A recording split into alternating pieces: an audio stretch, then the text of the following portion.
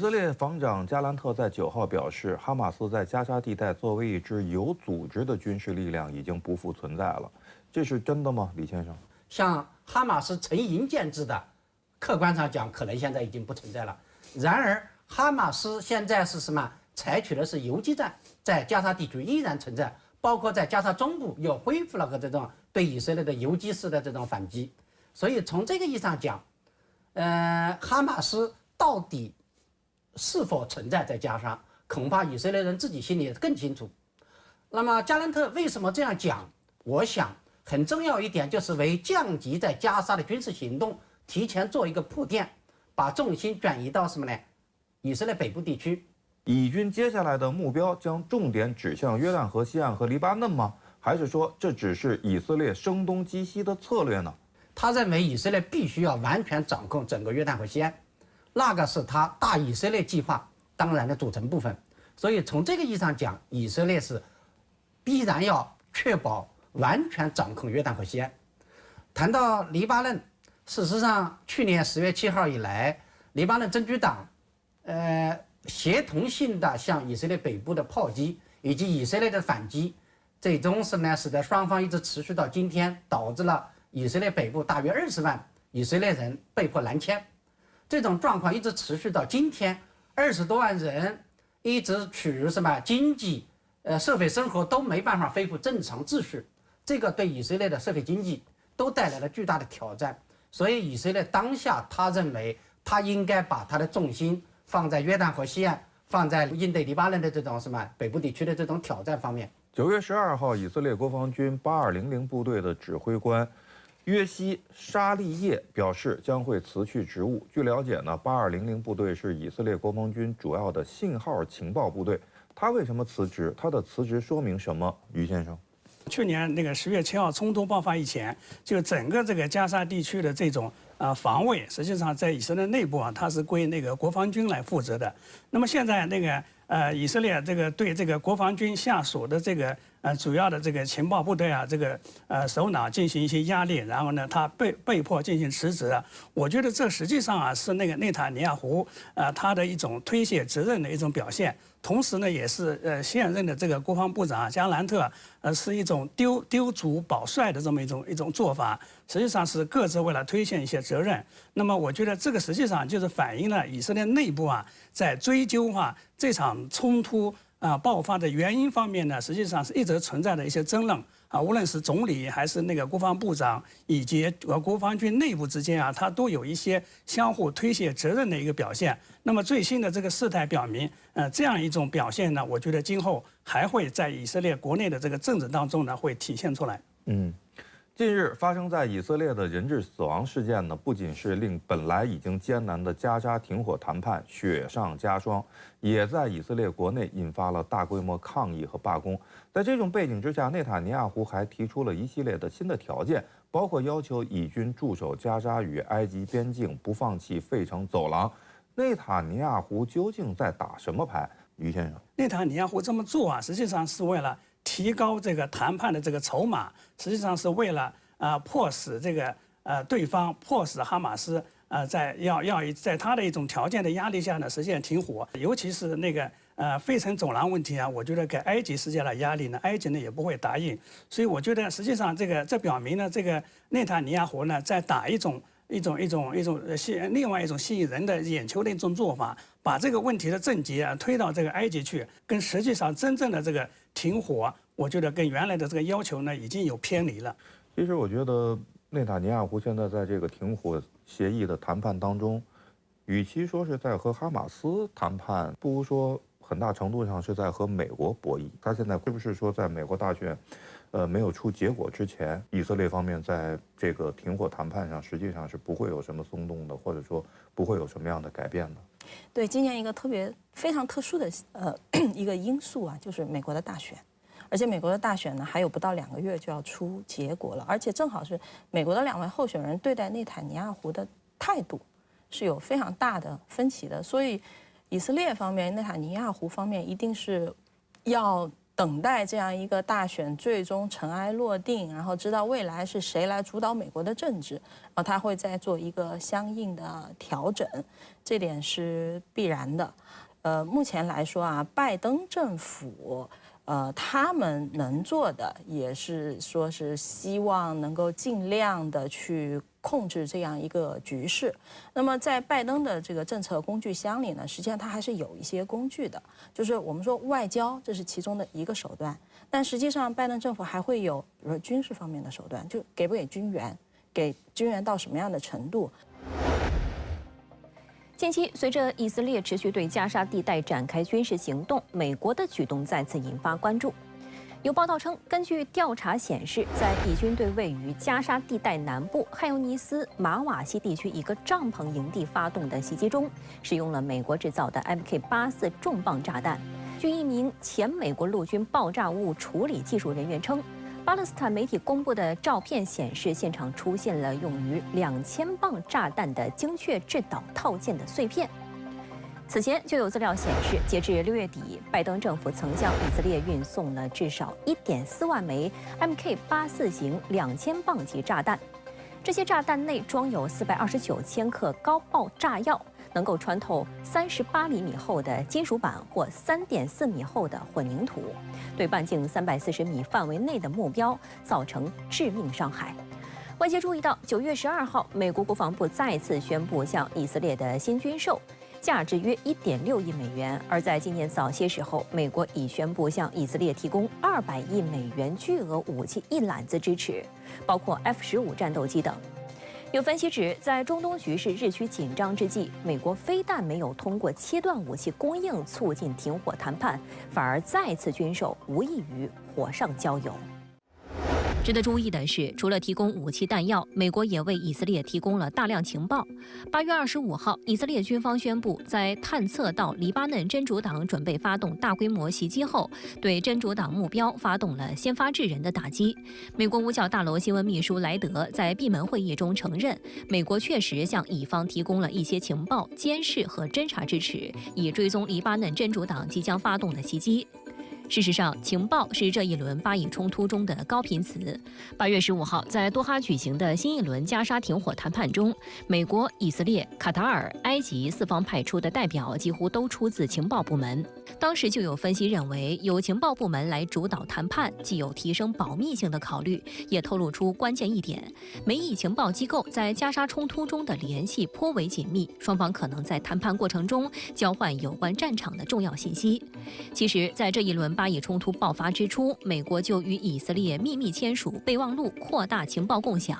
据美国官员和知情人士透露，美方情报机构主要协助以色列定位哈马斯领导人和人质，监督以色列边境动静，提供原始情报材料，比如侦察无人机的动态影像。美以情报部门还在对哈马斯政治局领导人辛瓦尔的追踪上展开合作。辛瓦尔现年61岁，出生于加沙南部城市汉尤尼斯的一个难民营，被以色列视为2023年10月7号哈马斯对以色列发动袭击的主谋之一。当地时间8月6号，辛瓦尔接替在伊朗首都德黑兰遇袭身亡的哈尼亚，成为哈马斯政治局新任领导人。然而，作为以色列的首要清除目标，自冲突爆发以来，辛瓦尔就未在公开场合露面，也未留下任何线索。为此，以色列军事情报部门和美国国家安全局在以色列情报机构辛贝特总部设立特别小组，追踪辛瓦尔的行踪。后有情报显示，辛瓦尔藏身于加沙地带的地下隧道中。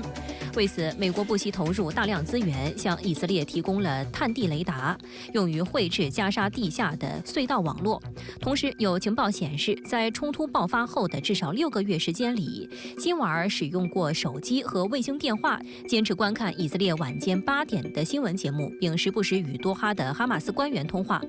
此间，美国也一直帮助以色列监听、拦截辛瓦尔的通信，协助以色列对其追踪。一位以色列高级官员表示，美国的情报支持是无价之宝。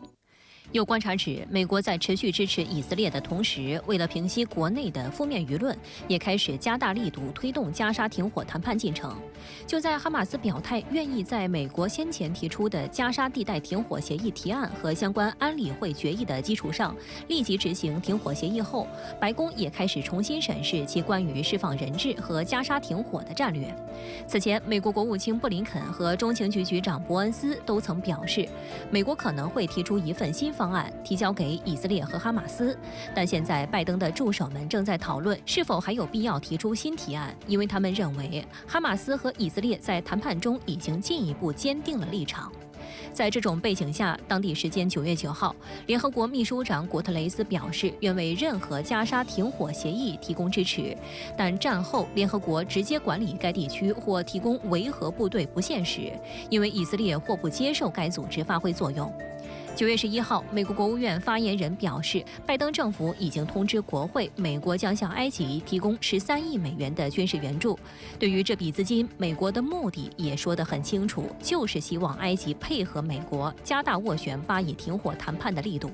对此，有分析指出，美国政府的一系列动作表明，出于政治考量，拜登在任期的最后几个月内，仍会把推动本轮巴以冲突停火列为其优先事项。他希望通过推动巴以停火，不仅为自己的总统任期打下一个完美的句号，而且也希望借此造成美国大选的10月惊奇，重击特朗普的选情。因为舆论普遍认为，拜登唯有在巴以问题上展现出更多控制力与影响力，才有望化解民众对于拜登哈里斯政府的质疑。不过，有美官员认为，拜登政府在今年总统选举前达成加沙停火协议的希望已经破灭。目前，美国能发挥的影响十分有限。近期还有报道称，美国军方正在为以色列和哈马斯之间的停火谈判可能破裂做准备。美军参谋长联席会议主席布朗表示，他正在权衡地区行为体将如何应对谈判失败。他说：“我关注的是如何不扩大冲突，以及如何保护我们的部队。”有消息说呢，美国军方正在为以色列和哈马斯之间的停火谈判可能破裂而做准备。如果破裂，会出现什么情况？美军需要做什么准备呢？于先生，我们知道哈，从那个今年7月那个新的一波这个外部的调情的这个情况来看，有一个非常有趣的一个现象。那么一方面美国作为主要的外部调解者，他经常高调地发出一些信息认为这个协议呢有可能要达成。那么现在又放出风声来说，美国已经开始为这个达不成协议或者说这个协议要破产然后呢要进行一些准备。那么我觉得这实际上反映了美国的一个难处，是吧？他对这个哈马斯的影响力，那么甚至某种程度上他对以色列的这个影响力美国也是完全难以做到的。那么至于这种军事上的这个准备，我觉得它并不会有太大的一个军事上的一个准备。那么我们看到那个前段时间美国的一艘航母实际上是从中东该撤离了。那么美国这个航母在中东的承载它本来也并不是主要是为了巴以，实际上它是为了威慑伊朗，是吧？是为了防范这个伊朗这个进一步的这个卷入。所以呢，未来美国在军事上能够直接影响这个巴以冲突的这么一种局面呢，并不会出现。陈女士，您认为拜登在接下来的任期内，针对中东局势是否还会有大动作？我们有一句话叫 "No news is good news"。对于拜登政府来说，保持现状，不要再有坏的消息，不要再有大的这个动作，可能对于民主党来说是一个最优的选择。所以，拜登政府不会做大的动作。而只是说，如果在爆发了一些黑天鹅事件的时候呢，他会想着怎么去灭火，而不是再把这个火再拱高一点。实际上，在美国大选期间还有2个月，不到2个月就要出结果的时候，我认为民主党现在对于中东问题，他们是非常谨慎的。如果哈里斯赢得大选，他的中东政策和拜登是否会有所不同？比如说，在达成停火的这个问题上。哈里斯会不会给以色列施加更大的压力？李先生怎么看？事实上，美国两党在支持以色列这个问题上有一些不同。共和党给以色列的支持是一张空头支票，你随便开，我都给你兜底。民主党给了一张支票是什么呢？开列了一些限制性条件。那么今年为什么拜登政府在中东政策上好像无所作为，或者说也推进了一些这种推动和谈，是因为什么？因为考虑到了美国国内的大选，他希望以稳为主。那么如果哈里斯当选之后，可能美国民主党政府会对以色列施加更大的这种约束，推动中东稳定下来。美国人事实上对以色列是有影响力的。今年的和谈，好像美国人没取得成绩，是有这样考虑的。第一，美国人认为这样是有利于以色列；第二，美国人偏袒以色列，天下共知。但是呢，美国人又不愿意承担偏袒以色列这种会引发反美浪潮的，所以他必须在推动和谈上要做一做样子，从而降低国际舆论对他的这种谴责。日前，英国外交大臣拉米宣布，英国政府经评估认定，向以色列出口的含英制部件武器可能被用于加沙地带军事行动，进而存在严重违反国际人道主义法的风险，因此立即终止30项对已出口武器许可证效力，涉及 F-16战斗机、直升机、无人机和海军系统所含部件以及辅助打击地面目标的军事产品。外界普遍认为，虽然英国对以军售规模不大，仅占以色列武器进口份额的1%，但此举具有政治意义。这会否成为欧洲各国对以态度转冷的开端，也成为国际社会关注的焦点。英国政府的决定酝酿已久，但宣布时机非常敏感。就在同一天，以色列人正在为遇难的6名被扣押人员举行葬礼。有分析认为，英方选择这一时机是有意释放出与以色列割席的信号。英方此举令美方很不满意。一名英国政府高级官员透露，英方发布部分武器禁令前，受到了来自美国和以色列的巨大外交压力。美国曾私下警告英国不要暂停军售，担心这会破坏斡旋停火的努力。他暗示美方也不愿看到有其他欧洲国家效仿英国的做法。英国这一决定被外界视为本轮巴以冲突爆发以来，英国首次与美国出现重大分歧。不过，在英方此次发布的禁令中，英方参与制造的 F-35战斗机零部件并没有被包含其中。该部件将通过一个国际项目继续运往以色列。英国一项研究显示，在每架美国制造的 F-35战斗机中，至少有15%的部件由英国生产。英国政府为其在禁令中豁免 F-35战斗机零部件供应所提供的理由是，任何供应暂停都会对全球 F-35机队产生重大影响，并对国际和平与安全产生严重影响。部分英国工党议员敦促首相斯塔默更进一步，完全禁止英国向以色列出售武器。英国反对党自由民主党的议员雷拉莫兰表示，其政党将仔细审查相关公告的细节，包括那些政府尚未暂停的出口许可证。实际上，不仅是英国，今年2月，来自12个国家和欧盟机构的800多名公务员签署了一封公开信，表达了类似的担忧。西方国家对于向以色列出售武器的顾虑正在加剧。近段时间以来，意大利、加拿大和西班牙等国已经宣布停止向以色列提供武器，或禁止向以色列运送武器的船只中途停靠在本国港口。西班牙外交大臣阿尔瓦雷斯直言，中东并不需要更多的武器，它需要更多和平。日前，英国宣布暂停对以色列出口部分武器，美国和以色列都很不高兴。暂停军售，斯塔默政府究竟有什么考虑？美国又为什么要干预？英国国内出现了反战运动，那么反战运动的一个原因呢，也是以色列在加沙的地面军事行动造成了惨重的人道主义灾难。斯塔默政府他停止对以色列的这种军售，大概也是出于这样方面的这种考虑。美国人担心以英国这样的这种行为会引发整个欧洲出现就是在支持以色列问题上都开始抽身，这样的话就会导致在支持以色列的行列当中，美国成了孤家寡人，这样在国际社会，美国人会面临更大的这种舆论压力。欧洲一些国家在对待这个中东问题上呢，实际上是经常刻意的和美国保持一定的这个差距。那么我们知道无论是最近讨论的这个两国方案，还是这个最近讨论的这个承认巴勒斯坦人建国权这个问题上，那么欧洲一些国家呢，实际上已经态度有所转变啊，包括这个同意巴勒斯坦加入联合国正式成员国。西班牙主持召开了这个阿拉伯国家跟欧盟的这个外长的会议实际上是表明这个欧洲国家现在愿意在政治上进行一种和谈的一种努力，因为这个美国离中东很远，那么欧盟、欧洲呢离中东很近，那么欧洲国家实际上也看到一旦这个巴以问题失控，那么中东的这个难民，那么第一个去向肯定是欧洲这些国家。会对欧洲本土的这个政治跟安全带来威胁，所以呢，他们在一定的程度上，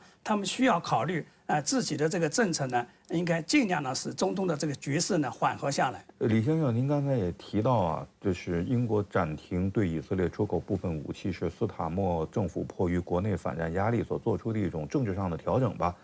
但是我们也知道，不仅仅是英国面临这种国内的压力，其实德国、法国很多欧洲国家都是如此。那么这会对加沙冲突及其停火的前景带来什么样的影响呢？欧洲国家，这是向以色列释出了非常明确的信号：你在加沙地区的